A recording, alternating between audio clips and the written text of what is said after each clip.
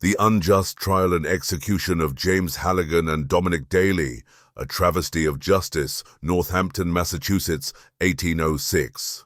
Dominic Daly and James Halligan, two Irish immigrants, were executed for the murder of one Marcus Lyon, a crime they vehemently denied responsibility for.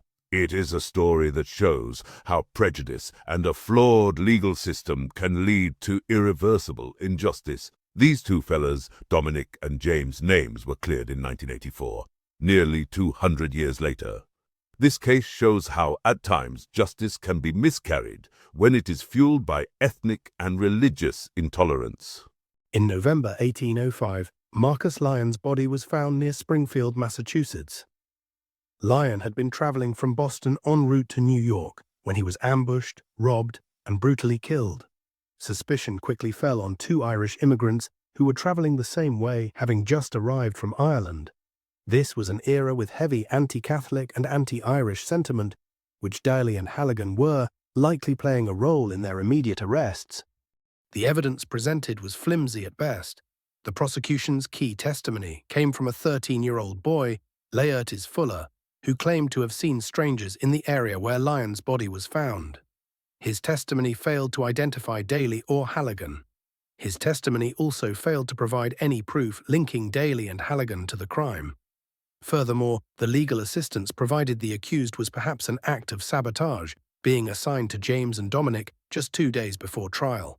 Massachusetts law at the time also prohibited the defendants to testify on their own behalf, further cementing their fate. The trial lasted 1 day, and the jury quickly delivered the verdict of guilty. The following day, Daly and Halligan were sentenced to the gallows, to hanged until lifeless. On June 5, 1806, a crowd of around 15,000 people gathered at Pancake Plain in Northampton to witness the execution, brought together by their faith and a visit by Father Jean Lefebvre de Cheverus, the Catholic Bishop of Boston. Daly and Halligan faced their fate with remarkable courage, maintaining their innocence until the end, even forgiving their accusers and prosecutors before their deaths. For nearly 200 years, the conviction of Daly and Halligan hung like a dark cloud over the fallibility of the justice system. However, the efforts of historians and advocates brought the case back into the public consciousness. Finally, in March of 1984, Massachusetts Governor Michael Dukakis issued an edict exonerating Dominic Daly and James Halligan.